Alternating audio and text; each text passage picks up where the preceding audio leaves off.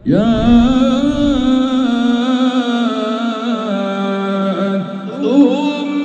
رسلهم بالبينات وبالزور وبالكتاب المنير.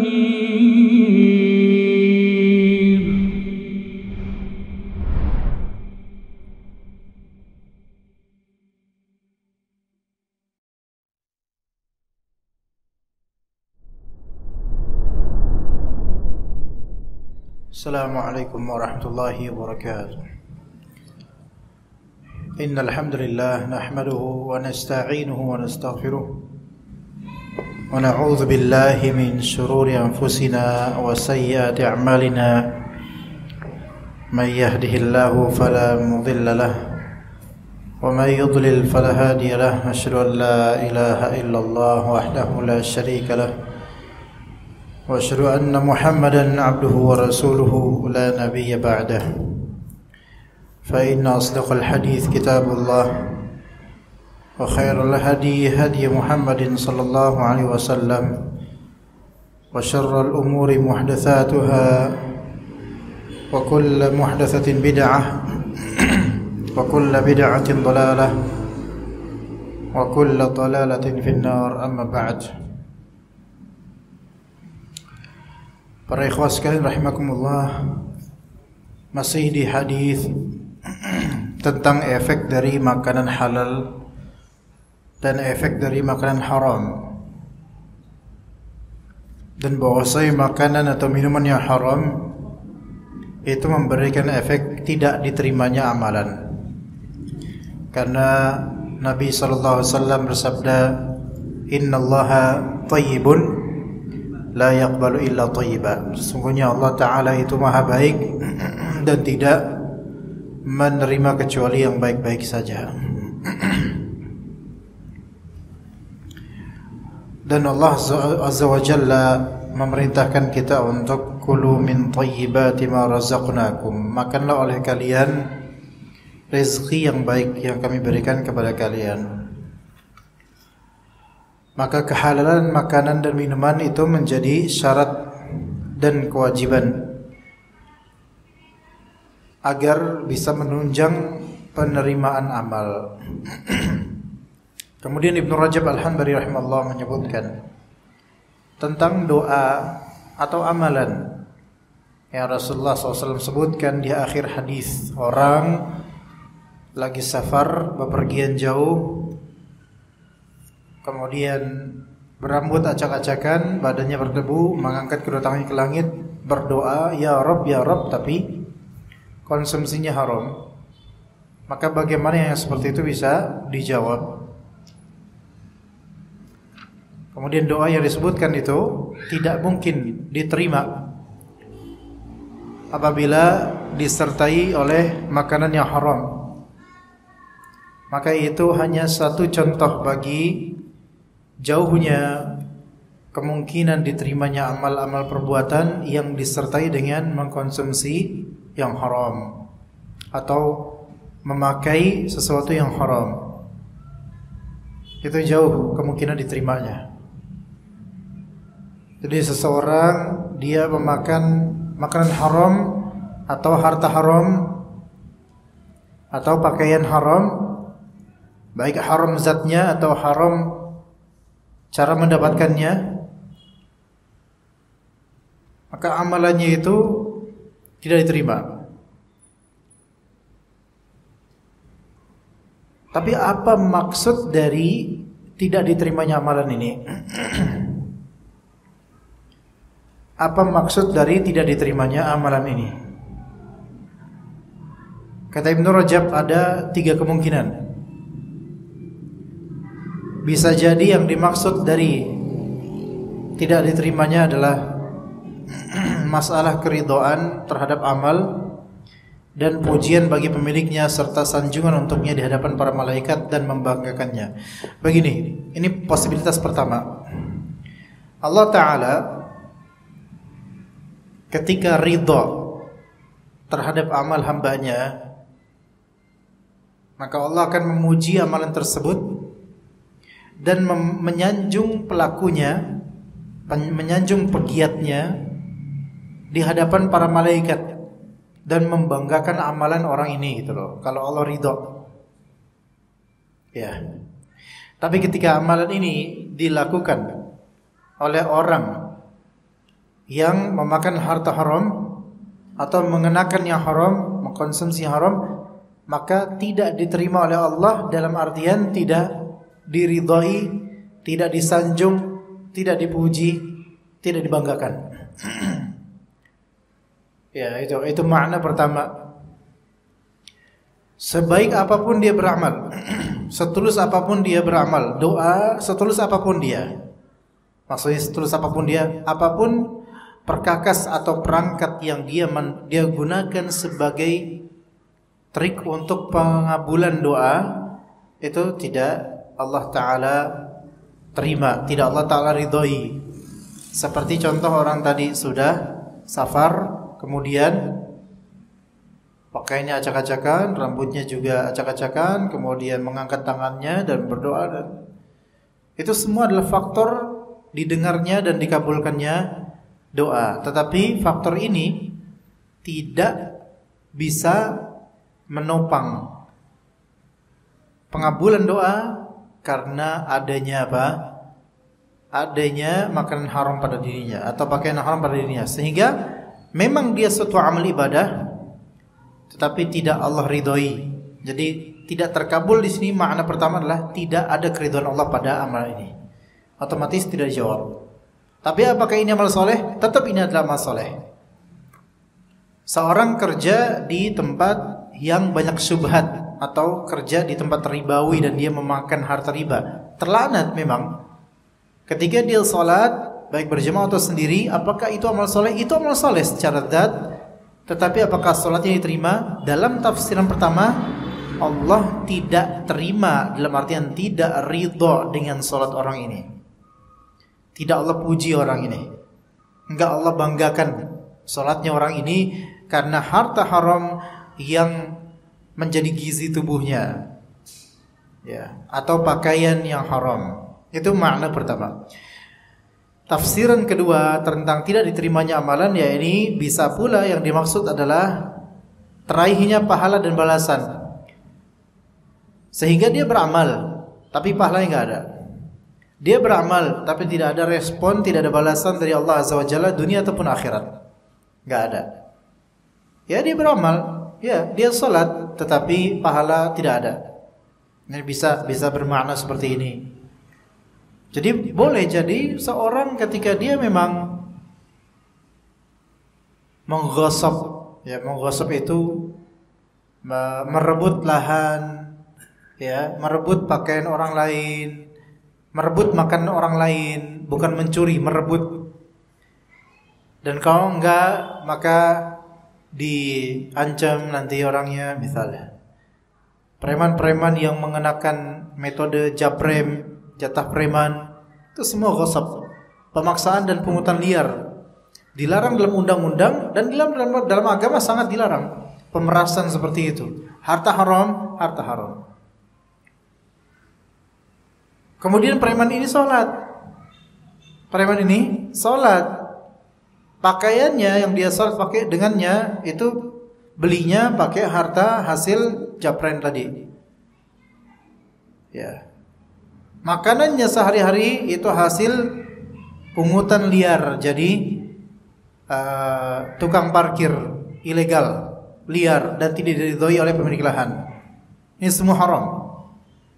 Ya, dia salat, ya. Dalam tafsiran ini salatnya dapat pahala enggak? Tidak ada pahala. Tidak ada pahalanya. Ya. Tidak dibalas oleh Allah Azza wa Jalla. Dia doa, tidak ada pahalanya. Salah kalau ada orang bilang enggak apa-apa jadi preman, yang penting tetap sholat. Itu tetap salah. Hatta bukan preman, enggak apa-apa koruptor, yang penting tetap sholat. Salah. Tetap sholatnya harus. Kenapa harus koruptor?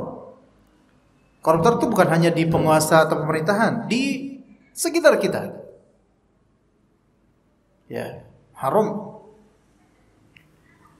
Jadi pahala balasan tidak ada dari Allah Azza wa Jalla, tapi gugurnya kewajiban salat tertunaikan, hanya tidak ada pahala. Walaupun dia berusaha alim, berusaha soleh, selama dia tidak taubat dan tidak mengembalikan harta-harta itu, maka tidak ada pahalanya. Dan itu bukan hanya berlaku pada salatnya, pada umumnya amalan soleh yang dia lakukan. Nauzubillah min dzalik. Ya. Kemudian ada juga tafsiran lainnya, serta bisa jadi yang dimaksud adalah gugurnya kewajiban dan bebas dari tanggung jawab.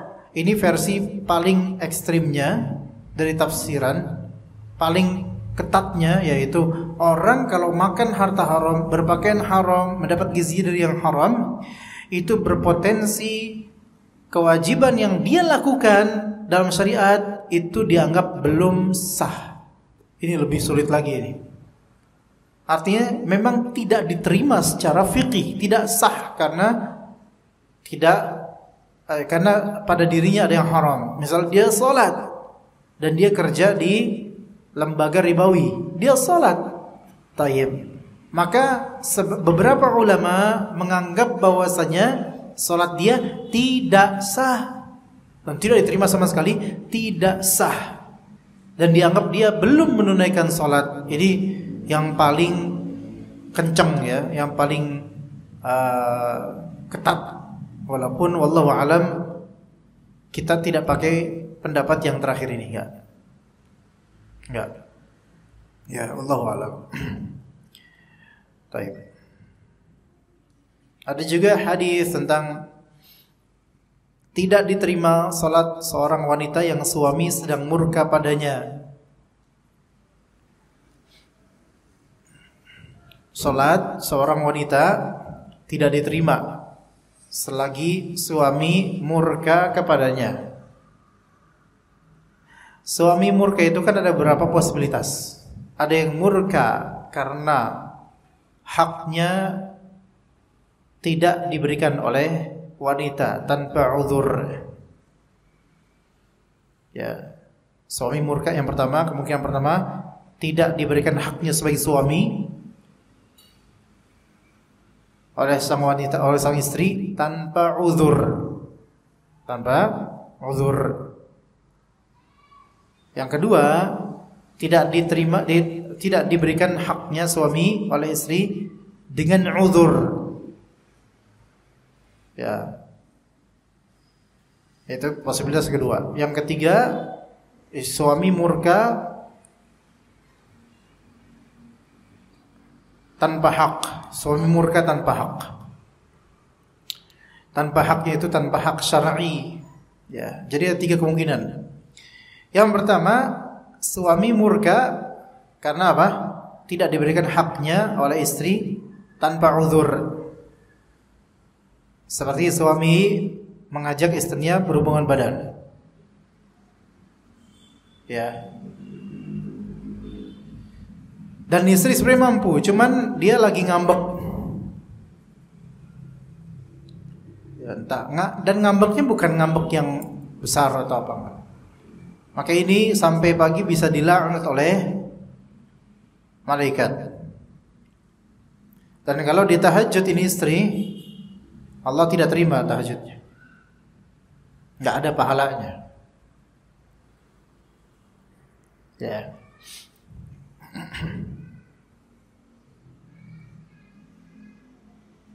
Atau jika suami itu melakukan istri itu melakukan nusyuz. Nusyuz itu artinya meninggi. Istrinya meninggi di hadapan suami, baik dengan membentak suami, ya, dan hal-hal lain. Maka wanita ini, istri ini tidak diterima salatnya selama dia belum minta maaf pada suami. Ya.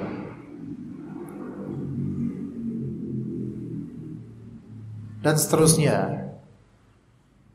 Jadi suami murka di sini wajar karena haknya sebagai suami tidak diberikan oleh istri dan itu enggak ada uzur gitu loh. Ya. Yang kedua, yang pertama ini salatnya tidak diterima, amalannya tidak diterima, sedekahnya tidak diterima. Karena dia terlaknat dengan murka suaminya. Yang kedua, suami marah karena tidak diberikan haknya oleh istri, tapi ada uzur. Ada uzur, misal istrinya punya penyakit atau sakit dan suami marah, tapi istri beruzur karena dia lagi sakit dan gak bisa dipaksakan.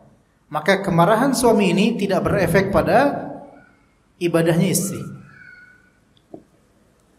Ya, beruzur. Misal suami mengajak melakukan hubungan badan, namun istri tidak memenuhinya karena dia sedang haid atau sedang sakit atau sedang keletihan yang tidak memungkinkan dia untuk melakukannya, karena itu akan bermadarat buat dirinya misalnya.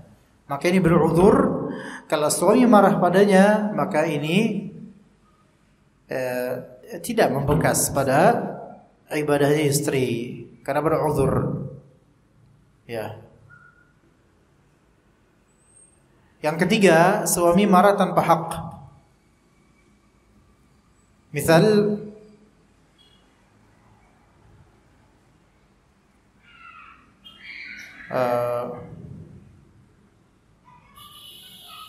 orang tuanya istri itu sangat buruk kelakuannya. Ya. Nah, dengan buruknya kelakuan itu suami murka kepada istrinya.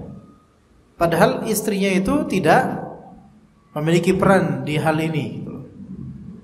Maka kalau suami murka pada istrinya karena kelakuan orang tuanya, maka ini murkanya murka tanpa hak. Maka tidak membekas kemurkaan ini kepada ibadahnya istri. Enggak. Contoh lain, suami murka tanpa hak.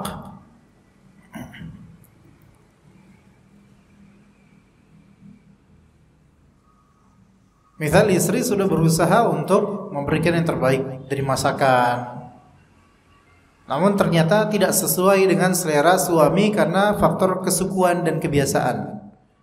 Maka suami pun murka pada istrinya yang sudah berusaha untuk memberikan yang terbaik dari masakan, dan kemurkaan ini tidak berefek pada ibadahnya istri. Sebenarnya banyak hal-hal rinci dan detail dalam masalah suami istri, sehingga apakah murkanya suami itu berefek pada ibadahnya istri atau tidak, itu semua kasus case per case. Nggak bisa setiap kasus itu diperlakukan hal yang sama. Harus diketahui kronologinya, begitu. Nah, dan tidak sebaliknya, ketika istri murka pada suami itu tidak berefek pada ibadahnya suami, kecuali kalau suami memang melakukan hal yang dilaknat oleh Allah Azza wa Jalla, maka itu dikhawatirkan berefek pada ibadah, dikhawatirkan. Ya. Baik. Bagaimana kalau misal suami yang masalah ini sudah insyaallah yang tadi rincian 3 itu paham insyaallah. Suami bekerja di perusahaan yang haram atau gajinya haram, hartanya haram gitu loh. Usahanya itu usaha haram, hasilnya haram, entah karena korupsi atau memang menjual hal yang haram atau bagaimana, pokoknya haram. Oke. Apakah kan ini suami menafkahi anak istri? Apakah akan berefek nafkah dari penghasilan haram ini kepada penerimaan ibadahnya istri dan anak? Paham enggak jemaah? Paham nggak? Maksudnya ini jangan sampai di sini belum paham, nanti saya lanjutin bingung nanti. Saya ulangi.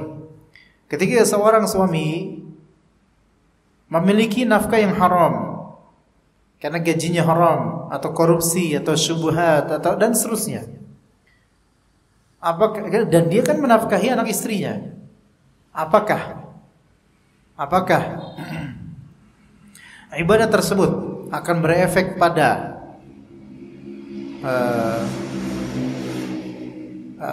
apakah nafkah tersebut akan berefek pada penerimaan ibadah anak dan istri atau tidak berefek? Maka ini fihi tafsil, dirinci. Ada beberapa keadaan. Keadaan pertama, ada kemungkinan pertama.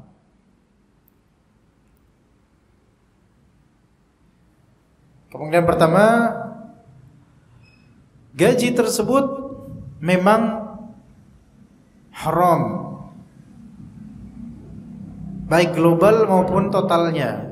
Baik global di sini keumuman gajinya itu haram, ma'ruf gitu. Atau total keseluruhannya memang haram.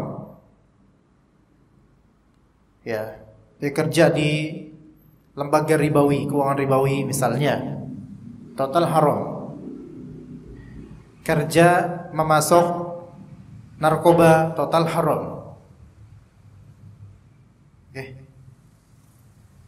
Kerja di pabrik rokok, total haram. Kerja sebagai wanita kupu malam perempuan ya. Sebagai gigolo atau mucikari, total haram. Ini jelas haram. Tapi ini satu, total haram. Kedua, atau globalnya umumnya haram, walaupun ada beberapa yang halal tapi umumnya haram. Ini yang pertama. Oke.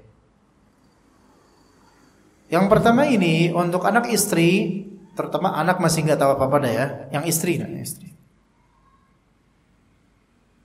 Ada dua kemungkinan. Istri mendukungnya.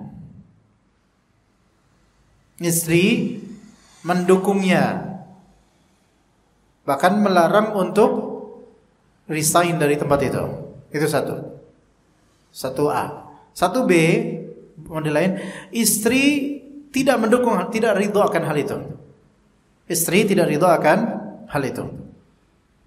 Dan menasihati namun tidak bergeming. Oke. Yang satu A, istri ridho, bahkan mendukung, bahkan marah jika itu resign suami dari itu karena udah PW. Maka hukumnya sama. Yaitu sama-sama tidak diterima amalannya atau doanya dan semisalnya. Kenapa? Karena penyebab dia masih bertahan di situ istrinya, maka penyebab ini hukumnya sama yang dipengaruhi.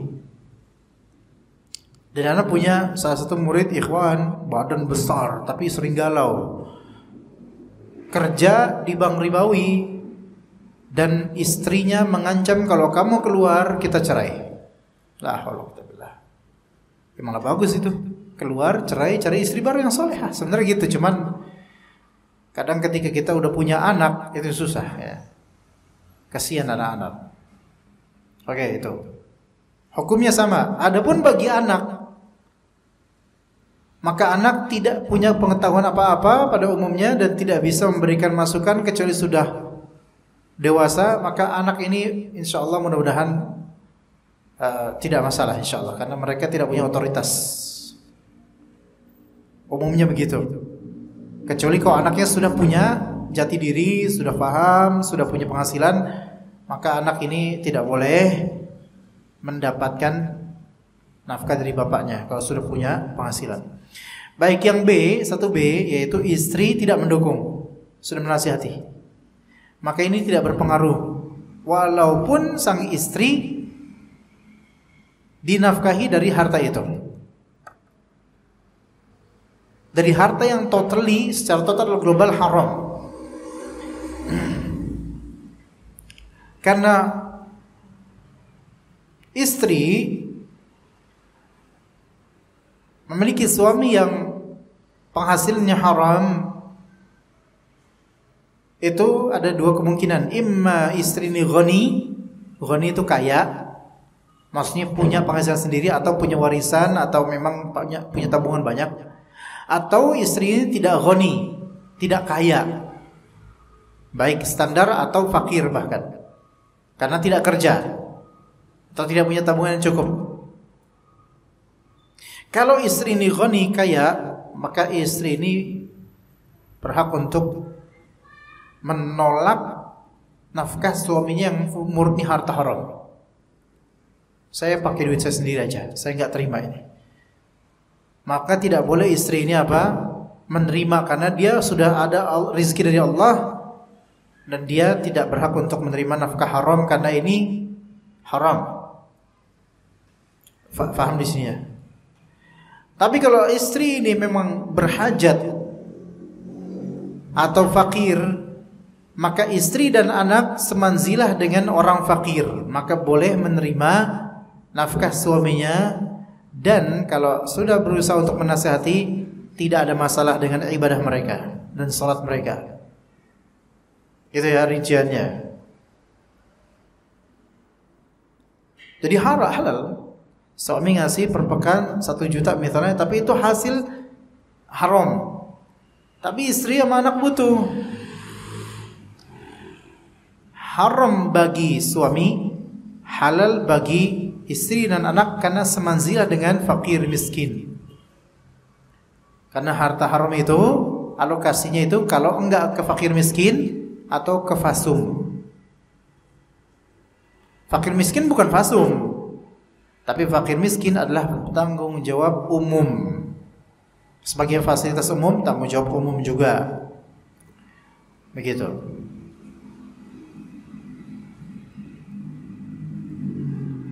Lantas bagaimana suami menafkahi anak istrinya dengan harta haram murni? Apakah sah sebagai nafkah? Tidak sah sebagai nafkah.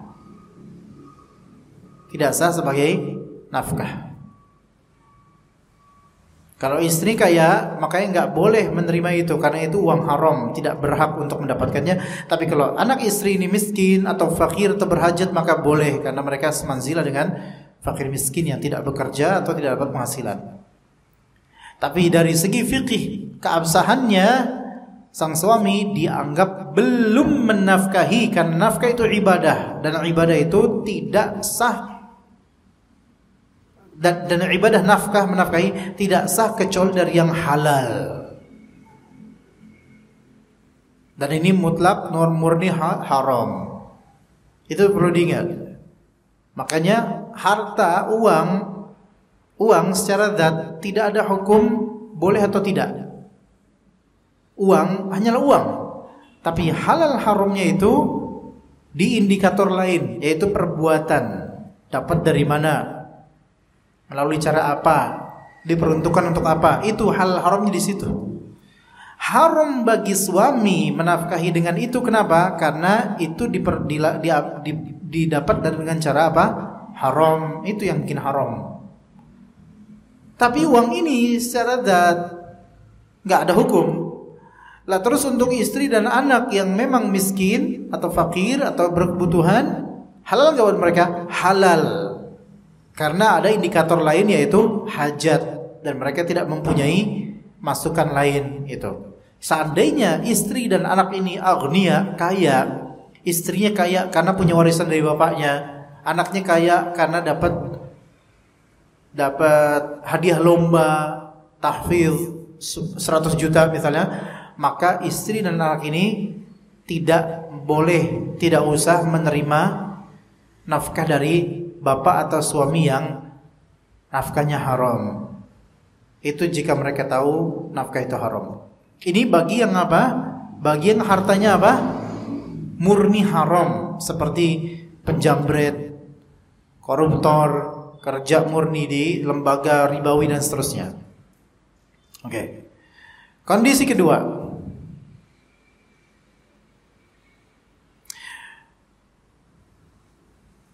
50-50 atau dominan halal. Memang ada sebagian mungkin syubhat atau haram, namun 50-50 atau lebih dominan halal. Ya. Maka bagi istri dan anak, baik kaya atau miskin itu istri anak, boleh mendapatkan nafkah dari itu. Dengan persangkaan kuat bahwasanya mereka dapat ini harta yang halalnya. Harta yang halalnya. Boleh, enggak masalah insyaallah. Sehingga tidak ada pengaruh insyaallah dengan ibadah atau doa istri dan anak. Begitu. Kondisi ketiga, suami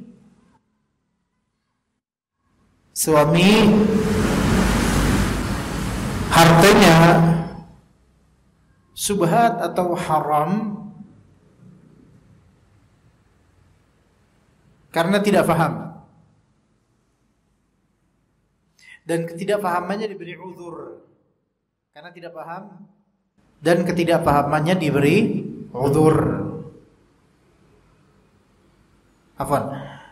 Suami ini berharta, berpenghasilan, tapi haram karena tidak paham. Belum uzur atau enggak nanti. Tidak paham. Karena tidak paham. Apalagi istrinya enggak paham, anaknya apalagi enggak paham kok itu haram. Ya. Ketidakpahaman ini ada dua kemungkinan. Ketidakpahaman dan diberi uzur, atau B, ketidakpahaman tidak ada uzur. Diberi uzur itu diberi pemaafan. Oh, wajar enggak paham. Contoh, penghasilan dari AdSense atau YouTube, ya. Umumnya orang sekarang nggak ngerti hukumnya dan menganggap ini semua halal-halal aja. Paham nggak jemaah? Tapi bagi yang mendetail ilmunya, mengerti ini bersubhat minimal atau halal haram. Maka YouTuber itu, meskipun bagi orang yang memiliki ilmunya ini haram, tapi karena mereka belum paham dan mereka tidak pernah terfikirkan kalau ini tuh ada hukum haramnya, maka Allah alam mudah-mudahan tetap sah. Sampai Allah tegakkan hujah pada mereka, akhirnya Allah tegur dengan beri pemahaman melalui ustaz atau siapa bahwa ini syubhat dan seterusnya. Nah, ini mulai. Ketika tegak atas mereka hujah, mereka paham kalau ini haram, maka wajib bagi mereka untuk segera meninggalkan, dan apa yang telah berlalu Allah maafkan karena ketidaktahuan dan diberi uzur. Paham jemaah? Baik. Ada juga ketidakpahaman, namun sebenarnya ini tidak diberi uzur. Ketidakpahaman, namun sebenarnya ini tidak diberi uzur. Itu kadang kondisional. Diberi uzur di zaman dulu belum tentu diberi uzur di zaman sekarang. Kenapa? Karena akses ilmu pengetahuan di zaman dulu itu tidak sederas di zaman sekarang. Ya, dan Allah lebih tahu itu. Ya. Misal dia usaha memberikan pinjol. Ya. Ini kira-kira orang yang seperti ini, dia menjadi pegawai pinjol, kira-kira beruzur enggak untuk tidak tahu kok itu bisa curang? Hah? Susah. Kenapa enggak belajar? Kalau YouTube tadi kan karena saking masifnya semua orang pakai YouTube, jadi enggak kepikiran kalau itu haram gitu loh. Atau misalnya warung itu pakai ada di situ buat anak-anak yang coblos ini ambil ini nanti nggak dapat, ambil itu nggak dapat, ambil ini nggak dapat, ambil nomor 70 dapat rokok, ambil nomor 60 dapat apa sih namanya saya nggak tahu, lotre atau apa ya. Itu orang pada mikir nggak kok itu haram? Nggak ngerti, nggak kepikiran. Maka warung-warung itu diberi uzur gitu loh, karena nggak kepikiran akan ini sebenarnya ada hukum berbeda gitu loh. Ya. Begitu ya. Tapi kalau dia pinjol, jadi rentenir atau jadi apa lagi yang sebenarnya nggak bisa diberi uzur, harusnya dia tahu. Bekerja di lembaga ribawi. Zaman sekarang itu kan tinggal search gampang. Ya, bisa jadi nggak diberi uzur. Iya. Bisa jadi nggak diberi uzur. Khawatir itu sehingga apa? Berpengaruh. Ketidaktahuannya tidak diberi uzur sehingga berpengaruh pada nafkahnya dan sholatnya dan seterusnya. Begitu. Ya.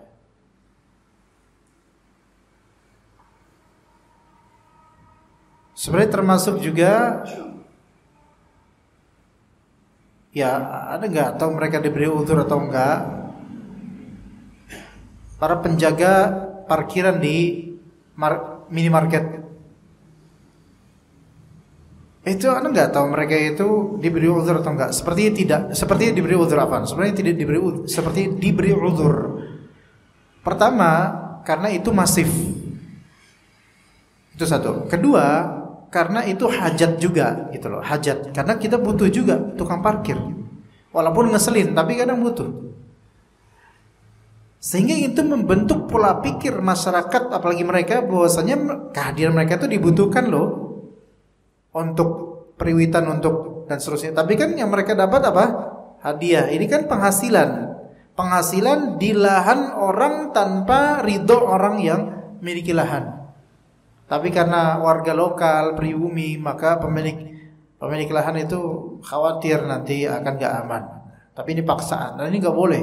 Ada undang-undang peraturannya ada. Tapi karena saking masifnya di mana-mana ada, terus ada dirasa hajat kebutuhan orang-orang dan dianya juga dianggap dibutuhkan, ya. Dan juga tidak ada teguran dari mana-mana. Maka mindset mereka apa? Iya, saya kayak gini nyari nafkah. Sekarang kalau antum lihat mereka tukang parkir Indomaret, Alfamart sambil ini uang, hitung-hitung uang receh 2000-an banyak itu. Antum mereka itu setelah begini, mereka anggap itu rezeki enggak? Pasti mereka anggap itu halal. Dan mereka menganggap diri mereka itu berjasa untuk mobil dan motor, ya enggak? Ini syubhat. Karena enggak paham. Wallahu a'lam, sepertinya diberi uzur. Tapi bagi yang memiliki ilmunya harus tahu ini enggak boleh, Pak. Kecuali ada persetujuan dan share profit dengan pihak dalaman Indomaret atau apa. Ini nggak boleh seperti ini, karena ini makailah orang dengan paksa. Ini ghasab namanya. Ya, tapi kalau kita ngomong kayak gitu, mereka pasti terus berdalih bahwa kehadiran kami itu dibutuhkan. Nggak ada kami nggak aman nanti dan seterusnya. Begitu juga dengan di putaran perempatan. Mister Cepek kalau dulu bahasanya. Sekarang nggak bisa, Mister Cepek nggak bisa. Mister Alf 1000 berapa 1000? Cenggo, kebesaran ya 1000 berapa 1000? Seceng, Mister Seceng. Iya. Itu masukin wedang enak tuh ya, Mister Secang. Nah, seceng. Antum butuh nggak? Kalau naik mobil nih, butuh Mister Seceng itu. Atau antum nggak bayar, antum butuh. Nggak ada mereka di zaman seperti ini repot. Tapi secara undang-undang mereka nggak boleh di situ ngambil duit. Secara syar'i juga nggak boleh kita mengambil benefit secara rutin dan sengaja di tempat yang merupakan lahan orang lain atau lahan pemerintah. Kira-kira mereka mikir itu haram nggak? Nggak mikir, karena banyaknya dan karena orang-orang memerlukannya dan dia pun merasa diperlukan. Dan saya kalau melakukan ini for free, ya hidup saya gini nggak berkembang dong. Jadi berpikir apa? Ini nggak ada haram-haramnya. Wong saya dibutuhin kok malah haram, gitu kan? Maka wallahu alam diberi uzur, insyaallah. Ya kita, dan mereka rata-rata orang awam, Pak. Nggak ada yang ngaji sunnah, ustadz bahkan jadi mister saya, nggak ada. Orang awam bahkan sholat aja nggak tahu. Maka mudah-mudahan diberi uzur kalau mereka pakai membayar nafkah anak istri mereka pakai itu, mudah-mudahan Allah maafkan dan mudah-mudahan dianggap sah, mudah-mudahan sebagai nafkah. Iya, robot, badut dan seterusnya itu mereka menganggap mereka cari nafkah. Iya. Ondel-ondel Betawi misalnya yang sekarang sudah mulai punah, yang udah mulai nggak ada, mereka menganggap diri mereka sedang apa? Cari nafkah. Walaupun sebenarnya kalau mau jujur mereka nggak dibutuhin sebenarnya, malah kadang nyusahin, bukan yang dibutuhin nggak ada mereka malah, Kalau bisa. Tapi mereka kan menganggapnya itu. Dan saking dibiarkannya oleh penguasa dan dianggap lazim oleh masyarakat, maka ya makin terbentuk pola pikir apa? Oh, nggak masalah dong, gitu kan? Maka yang seperti ini mudah-mudahan apa? Diberi uzur. Tapi kalau jambret, ada nggak yang beri uzur? Oh, mungkin dia nggak tahu kalau jambret haram. Dia nggak bisa. Kalau ini nggak bisa. Setan aja tahu kalau ini haram, gitu kan? Jadi kondisi-kondisi itu jemaah sekalian, kayak dimulai dari tadi wanita yang soalnya murka karena apa dulu, gitu loh. Kalau murkanya memang berhak murka dan memang karena kelakuan istrinya, maka istrinya tidak diterima sholatnya. Begitu ya. Begitu juga orang yang datang kepada seorang dukun, mana ta'arrafan fasa'alahu fasaddaqahu bima yaqulu lam tuqbal lahu salatun 40 laila. Barang siapa yang mendatangi dukun, beramal, kemudian nanya tentang spesialitinya dia, tentang hal gaib, ramalan, percaya pula, enggak diterima salatnya 40 malam. Serta orang yang minum khamar 40 hari tidak diterima salatnya. Yang dimaksud di sini wallahu alam adalah tidak diterimanya, yaitu yang pertama dan kedua, yaitu tidak diterima dari segi keridhaan Allah Azza wa Jalla, enggak dibanggakan, enggak disanjung, enggak disebut-sebut ya amalannya dia di para malaikat, dan tidak diterima dari segi adanya pahala. Adapun keabsahan salat, keabsahan doa tetap diterima. Maka kalau pejamret ya, dia jambret, pencuri, nyuri, perampok ya, dia makan itu uang haram. Tapi ketika dia salatnya sah secara fikih, tidak diterima secara pahala, tidak diterima secara keridhaan. Maka hanya sebagai pengguguran kewajiban saja. Ya. Namun kalau emang itu harta, kan ini kan harta, salat kan enggak korelasinya kan maknawi ya. Tapi kalau harta haram, korelasinya dengan nafkah, sedekah tidak sah. Baik fikih, ridho, pahala enggak ada semua. Maka suami yang hartanya haram total, sedekah enggak sah sebagai sedekah, nafkah ke suami ke istri anak tidak sah sebagai nafkah, tapi sah semua sebagai pembuangan harta, dan itu tetap tidak menggugurkan dosa. Ya begitu, wallahu alam. Perincian ini masih panjang sebenarnya, tapi kita lanjut aja nanti pada waktunya. Sallallahu ala nabiyyina Muhammad wa ala alihi washabihi ajma'in. Kita cukup sampai sini insyaallah. Subhanakallahumma bihamdika asyhadu an la ilaha illa anta astaghfiruka wa atubu ilaik. Assalamualaikum warahmatullahi wabarakatuh.